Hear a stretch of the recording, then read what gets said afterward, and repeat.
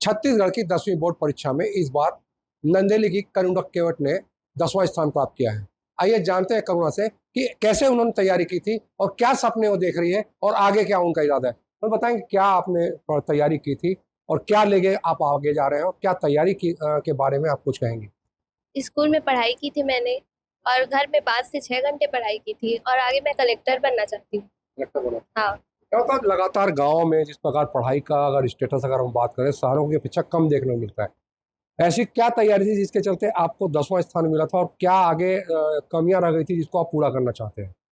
आगे जो भी गलती हुई है मुझसे उसको सुधारना चाहती हूँ। हमारे स्कूल में बहुत अच्छा पढ़ाई हुआ था और मेरे फैमिली ने भी बहुत साथ दिया था, इसलिए मेरा इतना आया।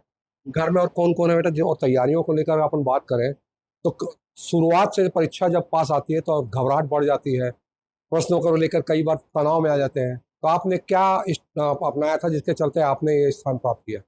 मेरी दीदी ने मेरे को पढ़ाया था बहुत ज्यादा, उन्हीं की वजह से इतना आया है।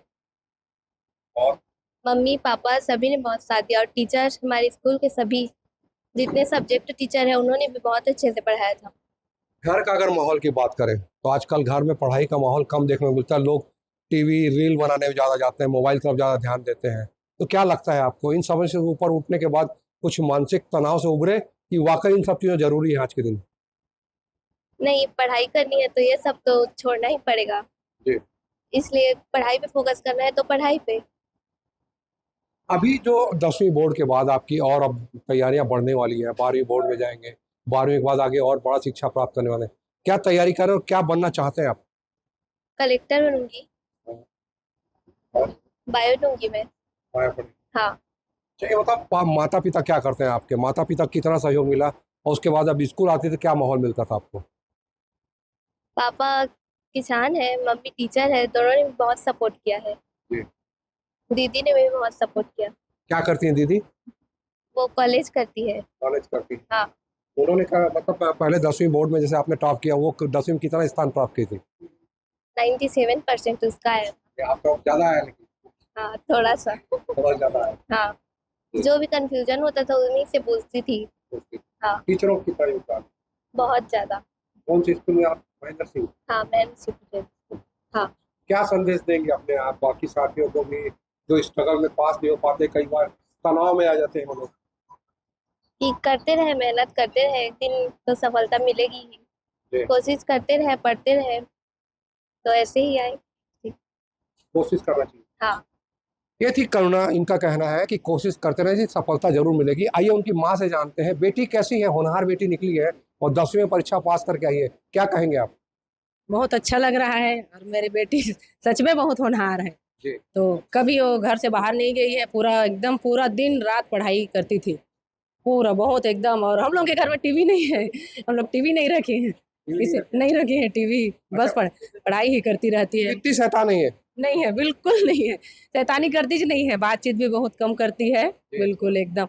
और सबसे ज्यादा तो उसकी बड़ी बहन है, मेरी बड़ी बेटी, वो बहुत सपोर्ट की है। हमारी प्राचार्य मैम है श्रीमती दीपिका देवांगन, उनका बहुत बड़ा हाथ है। टॉप 10 में आई है तो मम्मी पापा का बहुत कम है। एक सवाल था आपसे, आप किसान की धर्मपत्नी है, किसान की बेटी है करुणा, आज के दौर में परीक्षा कितनी महंगी है और आपने तैयारियों को लेकर कितना कठिन परिश्रम किया जो बेटी आज मुकाम में पहुंच रही है। अभी तो 10वीं में गई है, आगे और इसकी क्या तैयारी की थी आपने, कितनी कठिनाइयों से आप जूझा आपने। बहुत ज़्यादा कठिनाई लगा। मैं 14 साल हो गया घर से बाहर हूँ, यही रहती हूँ नंदिली में और इसी प्राइवेट स्कूल में महेंद्र सिंह पटेल स्कूल में जॉब करके न अपने बच्चियों का पालन पोषण करती हूँ। बहुत कठिन परिश्रम करना पड़ा है, बहुत मेहनत की हूँ, सुबह शाम ट्यूशन भी लेती थी, अभी तो 1-2 साल हो गए छोड़ दी हूँ। बहुत मेहनत लगा और यही है मेरी मेहनत का फल है। मैं और कुछ बोलना चाहती हूँ, हमारी प्राचार्य मैम है एक सवाल आपका, आप पढ़ाती भी थी बच्ची को, क्या पढ़ाती थी इसमें। नहीं मैं तो ज़्यादा नहीं पढ़ाती थी क्योंकि मैं प्राइमरी टीचर हूँ, तो मेरी बड़ी बेटी है वो पढ़ाती थी और उसके जितने भी सब्जेक्ट टीचर हैं उन लोगों का बहुत बड़ा हाथ है, बहुत बड़ा हाथ है। जो मेरी बेटी अभी आई है टॉप 10 में 10वें नंबर में, सबसे ज़्यादा श्रेय हमारी प्रिंसिपल मैडम को और जितने भी उनके सब्जेक्ट टीचर हैं। मैं जितने भी सब्जेक्ट टीचर हैं उनको यहाँ बुलाना चाहती हूँ और उनका नाम भी लेना चाहती हूँ। महेंद्र सिंह पटेल की प्राचार्य हमारे बीच में है, क्या नाम आपका। श्रीमती दीपिका देवांगन। बताएंगे जिस प्रकार करुणा ने टॉप किया है, क्या लग रहा था, ये स्कूल अभी नई नई खुली है, मेमोरियल जिस प्रकार सहयोग मिलता था, लेकिन लगातार बच्चियों का अगर बात करें तो उदय किया है और आपके स्कूल का नाम रोशन किया है, क्या तैयारी चल रही थी आपकी। फिलहाल स्कूल तो नया खुला नहीं है, 1991 से संचालित है। और दूसरा चीज़ ये कि बच्चे तो शुरू से ही मेहनत कर रहे हैं। समर कोचिंग चलती है हमारे यहाँ, इस वर्ष कुछ कारणवश नहीं चला पाए। बाकी समर कोचिंग में आधा सिलेबस हमारे स्टाफ जो है कंप्लीट कर देते हैं और रिवीजन चलता है। ऐसे ही मेहनत करते रहते हैं हमारे स्टाफ, बार बार टेस्ट चलता है, इसी के बदौलत आज टॉप 10 में पहुंची है। पढ़ाई में कैसी थी करुणा, अगर आपके यहाँ कब पढ़ रही है, शुरुआत से पढ़ रही है, और पढ़ाई में कैसी थी शुरुआत से अगर अपन बात करें तो? कभी चंचल बच्चे आते हैं, पढ़ाई नहीं कर पाते, लेकिन कई बार आप लोगों की जो शिक्षा वो काम आ जाती है, इसको कैसे गाइडलाइन दी आपने? ये पढ़ाई में बहुत अच्छी है, सेल्फ स्टडी करती है, कोचिंग वगैरह नहीं है। सिर्फ टीचर जो यहाँ स्कूल में पढ़ाते हैं उन्हीं का होमवर्क जाके कंप्लीट करती है और आके अपना परफॉर्मेंस देती है। चंचल तो नहीं है, बिल्कुल भी शांत स्वभाव की है। एक शांत स्वभाव की बात, शहरों की अपेक्षा ग्रामीण स्तर में अगर हम शिक्षा की बात करें तो कितना अंतर पाती है एक प्रिंसिपल होने के नाते, क्या कहेंगे आप? ग्रामीण स्तर में पढ़ाई के क्षेत्र में तो बहुत ज़्यादा प्रॉब्लम आती है, क्योंकि यहाँ उतनी सुविधाएं नहीं मिल पाती है जितने शहर के बच्चों को मिल पाती है।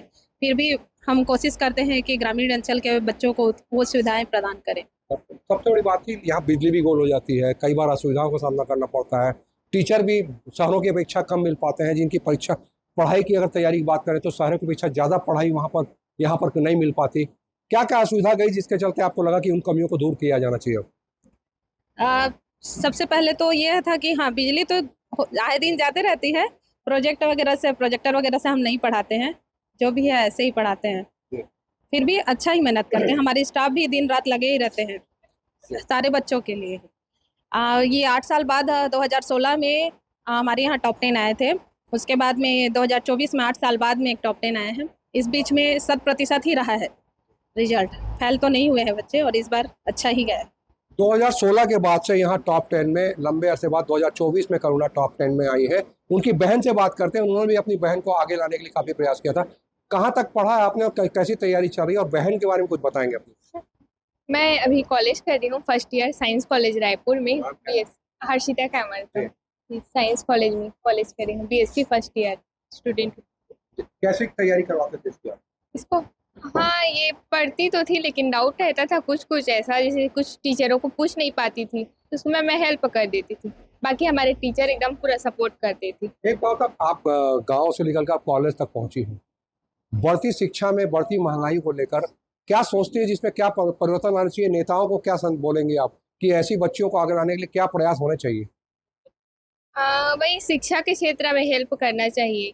गवर्नमेंट स्कूल में तो होता ही हेल्प, और प्राइवेट स्कूल में और हेल्प होना चाहिए। कम से कम प्राइवेट स्कूल। हाँ। ये थी ग्राम नंदेली कविता और उनके साथी, उनकी माता वगैरह सब। इनका कहना है कि अगर ग्रामीण स्तर में भी अगर सुविधाओं को बढ़ाया जाए तो आने वाले समय में और भी लड़कियां आगे बढ़ने को तैयार रहेंगी।